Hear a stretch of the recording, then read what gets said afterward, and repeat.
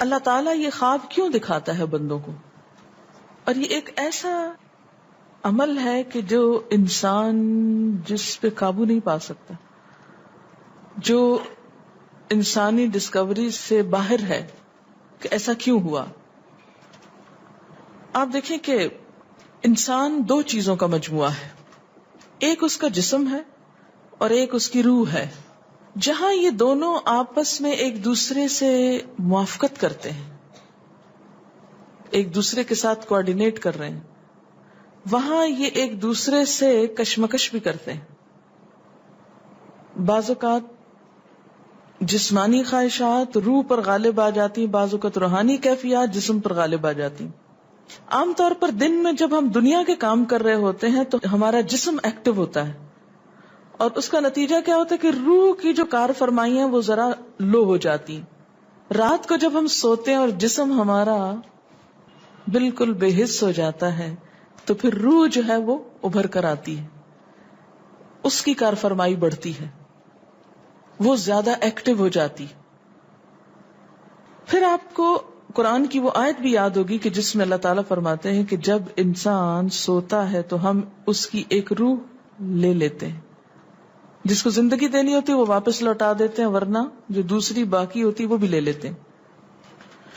اب یہ جو روح نکلتی ہے نا ایک ہمارے جسم سے، تو یوں لگتا ہے کہ جیسے وہ مختلف جگہوں پہ وانڈر کرتی ہے، یعنی گھومتی پھرتی، اور بعض اوقات دور دراز پہنچ کے مثلا کسی مردے سے جا ملاقات کرتی، کیونکہ روح تو ایک لطیف چیز ہے نا. جب ماں کے پیٹ میں بچے کے اندر آتی ہے تو کوئی پتہ نہیں چلتا، جب نکل جاتی تو کوئی پتہ نہیں چلتا. اسی طرح روح دیواروں کے پار بھی چلی جاتی ہے. قرآن پاک میں آتا نا کہ اینما تکونوا یدرککم الموت ولو کنتم فی بروج مشیدہ، یعنی اگر بالکل ساؤنڈ پروف اور ہوا پروف جگہ پر بھی کوئی چیز رکھ دی جائے تو کیا ہوگا؟ روح وہاں سے بھی نکل جائے گی. یعنی روح کے لیے یہ مادی چیزیں رکاوٹ نہیں ہے. اب آپ دیکھیں جو لوگ مر جاتے ہیں بعض اوقات آپ کی ان سے ملاقات ہوتی اور آپ کو یوں لگتا ہے جیسے آپ ان کو چھو کر آئیں، اور ایسا ممکن ہے کہ وہ جو سوتے وقت ایک روح آپ کی نکلی وہ ٹریول کرتے کرتے اس مقام پہ جا پہنچی جہاں وہ مردہ روح تھی، اور اس نے اس سے جا کر باتیں بھی کی، کچھ میسج بھی لیے، کچھ اور بھی. تو اس سارے کو ہم واضح طور پر نہ جان سکتے ہیں، اس کی حقیقت نہ سمجھ سکتے ہیں، لیکن بعض خوابوں کو انٹرپریٹ کرنے میں یہ چیز آپ کو مدد دے گی کہ ایسا کس طرح پاسبل ہے. آپ اپنے بستر پر لیٹے ہوئے اور روحانی طور پر آپ خواب میں آپ کہیں اور پہنچے ہوئے. بعض اوقات آپ دیکھتے ہیں کہ میت آپ کو کوئی چیز دے رہی ہے، میت رو رہی ہے، میت خوش ہے، آپ اس کو دیکھتے ہیں وہ بڑے باغ میں بیٹھی ہوئی ہے. یہ آپ نے کہاں سے دیکھ لیا؟ آپ تو بستر پہ لیٹے ہوئے تھے. تو وہ جو ایک شعور سوتے وقت نکل جاتا ہے، جسم سے الگ ہو جاتا ہے، وہ ٹریول کر رہا ہوتا ہے ایک طرح سے، اور وہ ایسی جگہوں پر اللہ کے اذن سے ہی پہنچ جاتا ہے اور اس کو وہاں کی معلومات مل جاتی ہیں. اچھا، آپ کو یاد ہوگا وہ قصہ جو شہیدوں کا واقعہ میں نے آپ کو سنایا تھا، عراق میں جو صحابہ کرام کی قبروں میں سے ان کو نکال کر دوسری جگہ پر دفن کیا گیا. آپ نے دیکھا کہ مستقل کنٹینیوسلی 3 دن خواب آیا ایک شخص، جب اس نے اگنور کیا تو بادشاہ وقت کو خواب آیا، مفتی اعظم کو خواب ہے، اور مسلسل خواب میں وہ اپنا میسج کنوے کر رہے ہیں کہ ہمیں وہاں سے نکالو، ہماری قبروں میں پانی آ گیا. اور یہ بالکل سچا واقعہ ہوا، دنیا نے جس کا مشاہدہ بھی کیا. تو پھر آپ اس کو کیسے انٹرپریٹ کریں گے؟ وہ شہداء کہاں ملے تھے؟ تو بات یہ ہے کہ جیسے ہماری روح ٹریول کرتی ہے، کہیں ایسی جگہ جا پہنچتی ہے تو ہو سکتا ہے کہ وہ اس مقام تک جا پہنچی ہو. یہ شہیدوں کی روح تو آزاد ہوتی ہے، ان کو اجازت مل گئی ہو کہ وہ ان لوگوں کی روح سے جا ملے، کیونکہ سجین قید خانے میں تو ہوتی ہے نا وہ روح جس کو مجرم روح جو ہوتی. لیکن جو مومن کی روح ہے، خاص طور پہ شہداء کی روح ہے، تو جنت میں کیا کر رہی ہوتی ہے؟ گھوم پھر رہی ہوتی، کھا پی رہی ہوتی. تو یہ بالکل ایک سچ ہے اور حقیقت ہے کہ بسا اوقات انسان خواب میں ایسے لوگوں سے ملاقات کر کے ان کے حالات کو جان لیتا ہے کہ ان پہ کیا گزر رہی. مثلا ان کو عذاب ہو رہا ہے.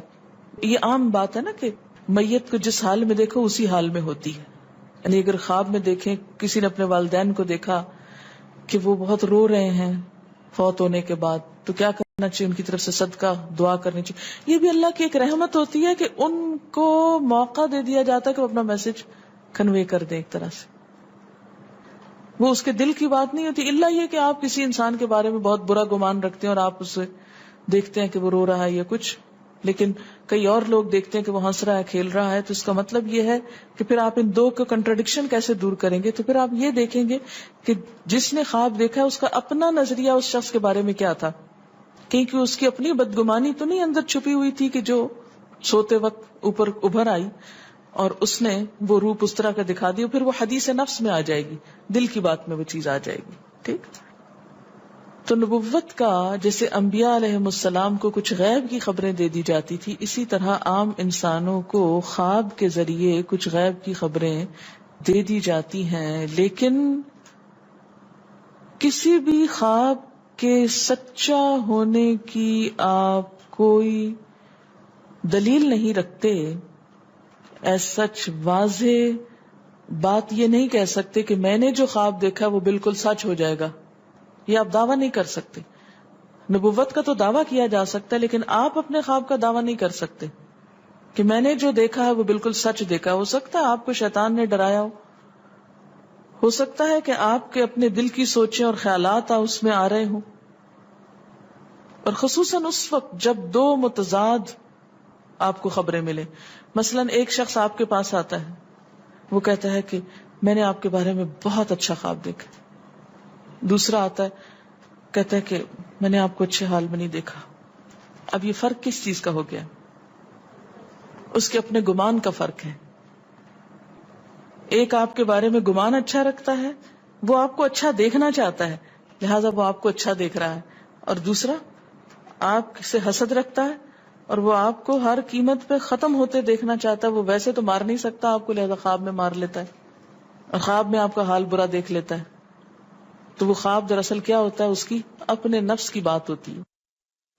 اسی طرح بعض لوگ جو جھوٹ سے بچتے ہیں، دھوکے سے بچتے ہیں، جن کے اندر منافقت نہیں ہوتی، جن کے دل بالکل صاف ہوتے ہیں، ان کو بھی بعض اوقات ایسے خواب آتے ہیں کہ جو بالکل واضح حقیقت ایک طرح سے نظر آ جاتی. لیکن کوئی شخص یہ خود سے دعویٰ نہیں کر سکتا کہ جو میں نے دیکھا ہے وہ میرے دل کی بات نہیں اور وہ بالکل بڑی سچائی ہے، جب تک کہ وہ چیز عملاً سامنے نہ آ جائے. آپ صلی اللہ علیہ وسلم نے فرمایا اچھا خواب اللہ کی طرف سے ہے اور برا شیطان کی طرف سے.